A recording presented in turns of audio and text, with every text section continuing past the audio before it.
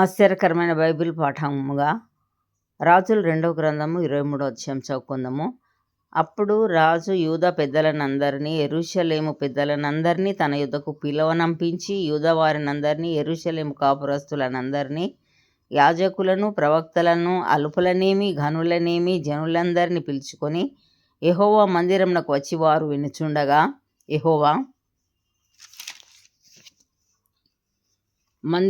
మందిరమందు దొరికిన నిబంధన గ్రంథములోని మాటలన్నిటినీ చదివించాను. రాజు ఒక స్తంభం దగ్గర నిలిచి యెహోవా మార్గముల యందు నడిచి ఆయన ఆజ్ఞలను కట్టడలను శాసనములను పూర్ణ హృదయంతోనూ పూర్ణ ఆత్మతోనూ గైకొని ఈ గ్రంథమందు వ్రాయబడి ఉన్న నిబంధన సంబంధమైన మాటలన్నిటినీ స్థిరపరచుదుమని యెహోవా సన్నిధిని నిబంధన చేయగా జనులందరూ ఆ నిబంధనకు సమ్మతించిరి.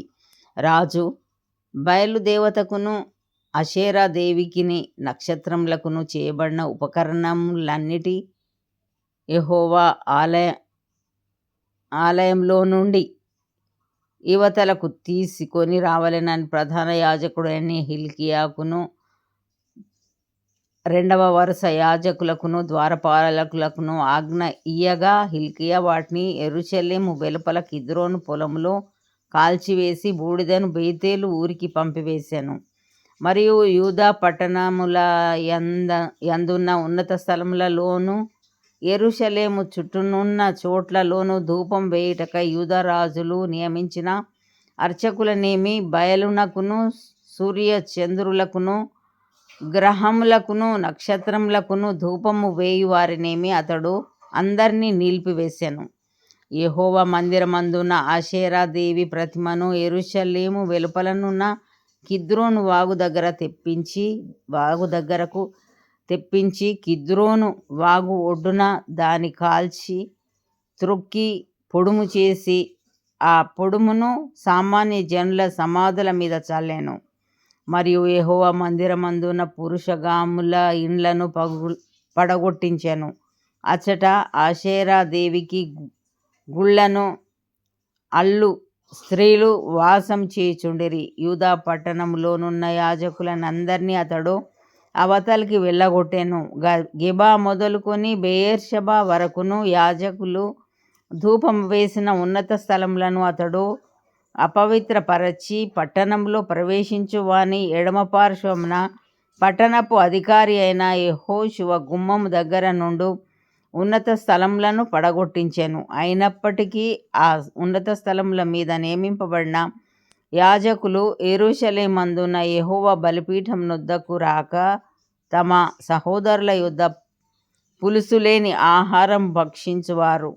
మరియు ఎవడైనను తన కుమారునే గాని కుమార్తెనే గాని మొలెకునకు అగ్నిగుండము దాటించకుండునట్లు బెన్ హిన్నోము అను లోయలోనున్న తోఫెతు అను ప్రదేశమును అతడు అపవిత్రము చేసెను. ఇదియుగాక అతడు యూదారాజులు సూర్యునికి ప్రతిష్ఠించిన గుర్రములను మంటపములో నివసించు పరిచారకుడైన నెతన్మెలకు యొక్క గది దగ్గర యెహోవా మందిరపు ద్వారం నొద్ద నుండి తీసివేసి సూర్యునికి ప్రతిష్ఠింపబడిన రథములను అగ్నితో కాల్చి వేసెను.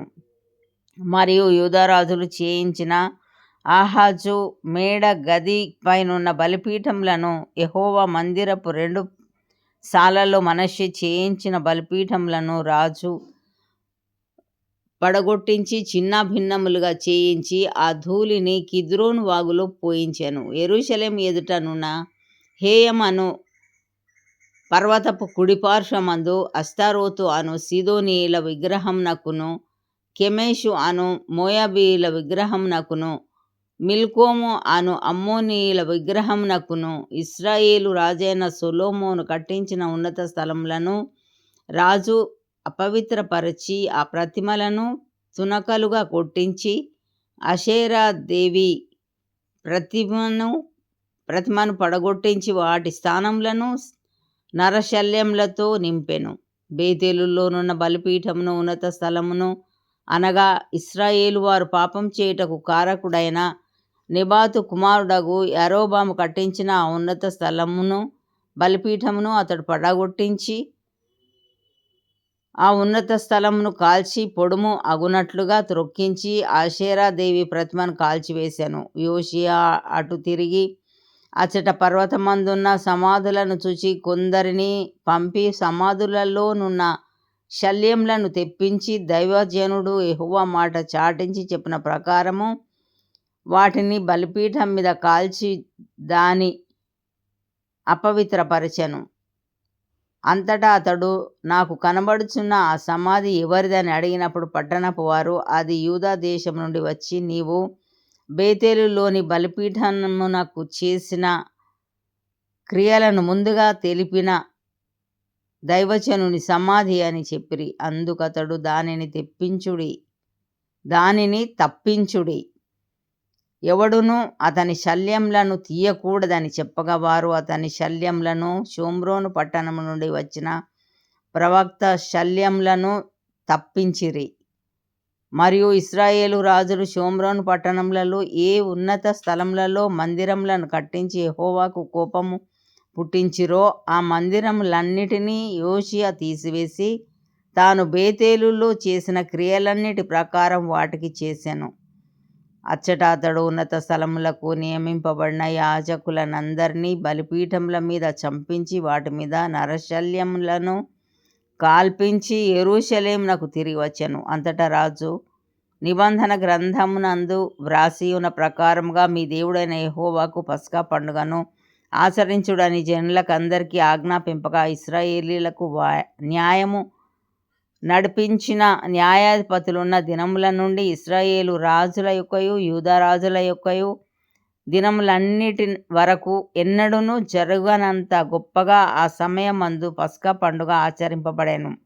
ఈ పండుగ రాజైన యోషియా ఏలుబడిలో 18వ సంవత్సరమందు యెరూషలేములో యెహోవాకు ఆచరింపబడెను. మరియు కర్ణపిశాచి గలవారిని సోదె చెప్పువారిని గృహదేవతలను విగ్రహములను యూదా దేశమందును యెరూషలేమునందును కనబడిన విగ్రహములన్నిటినీ యోషియా తీసివేసి యెహోవా మందిరమందు యాజకుడైన హిల్కీయాకు దొరికిన గ్రంథమందు వ్రాసి ఉన్న ధర్మశాస్త్ర విధులను స్థిరపరచుటకై ప్రయత్నం చేశాను. అతనికి పూర్వమున్న రాజులలో అతని వలె పూర్ణ హృదయముతోనూ పూర్ణ ఆత్మతోనూ పూర్ణ బలముతోనూ యెహోవా వైపు తిరిగి మోషే నియమించిన ధర్మశాస్త్రం చొప్పున చేసిన వాడు ఒకడునూ లేడు. అతని తర్వాతనైనను అతని వంటివాడు ఒకడునూ లేడు. అయినను మనష్షే యెహోవాకు పుట్టించిన కోపమును బట్టి ఆయన కోపాగ్ని ఇంకనూ చల్లారకుండా యూదా మీద మండుచునే ఉండెను. కాబట్టి యెహోవా నేను ఇశ్రాయేలు వారిని వెళ్ళగొట్టినట్లు యూదా వారిని నా సముఖమునకు దూరంగా చేసి నేను కోరుకున్న యెరూషలేము పట్టణమును నా నామమును అచ్చట ఉంచుదునని నేను చెప్పియున్న మందిరమును నేను విసర్జించెదనని అనుకొని ఉండెను. యోషియా చేసిన ఇతర కార్యములను గూర్చియు అతడు చేసిన దానినంతటిని గూర్చియు యూదా రాజుల వృత్తాంతముల గ్రంథమందు వ్రాయబడి ఉన్నది. అతని దినములయందు ఐగుప్తు రాజైన ఫరో నెకో అష్షూరు రాజుతో యుద్ధము చేయుటకై యూఫ్రటీసు నది దగ్గరకు వెళ్ళుచుండగా తను ఎదుర్కొనవచ్చిన రాజైన యోషియాను మెగిద్దో దగ్గర కనుగొని అతని చంపెను. అతని సేవకులు అతని శవమును రథం మీద ఉంచి మెగిద్దోను నుండి యెరూషలేమునకు తీసుకొని వచ్చి అతని సమాధి యందు పాతిపెట్టిరి. అప్పుడు దేశపు జనులు యోషియా కుమారుడైన యెహోయాహాజును తీసుకొని అతనికి పట్టాభిషేకం చేసి అతని తండ్రికి మారుగా అతనిని రాజుగా నుంచిరి. యెహోయాహాజు ఏలనారంభించినప్పుడు 23 ఏండ్ల వాడై యెరూషలేములో 3 మాసములు ఏలెను. అతని తల్లి లిబ్నా ఊరివాడైన ఇర్మియా కుమార్తెయగు హమూటలు. ఇతడు తన పితరులు చేసినదంతటి ప్రకారముగా యెహోవా దృష్టికి చెడు నడత నడిచెను. ఇతడు యెరూషలేములో ఏలుబడి చేయకుండా ఫరో నెకో హమాతు దేశమందున్న రిబ్లా పట్టణమందు అతనిని బంధకములలో ఉంచి దేశము మీద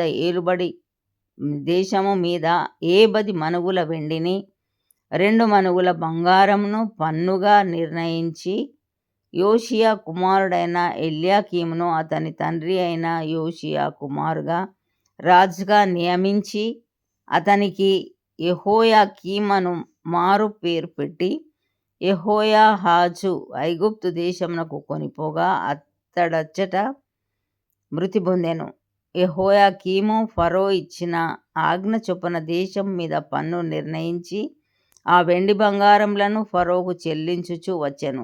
దేశపు జనుల యొద్ద నుండి వారికి నిర్ణయమైన చొప్పున వసూలు చేసి అతడు ఫరో నెకోకు చెల్లించెను. యెహోయాకీము ఏలనారంభించినప్పుడు 25 వాడై యెరూషలేమున 11 సంవత్సరములు ఏలెను.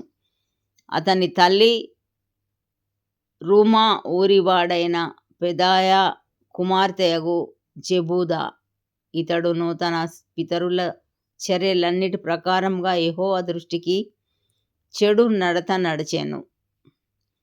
ఇంతటితో ఈ దినం కొరకైన బైబిల్ పాఠము సరి.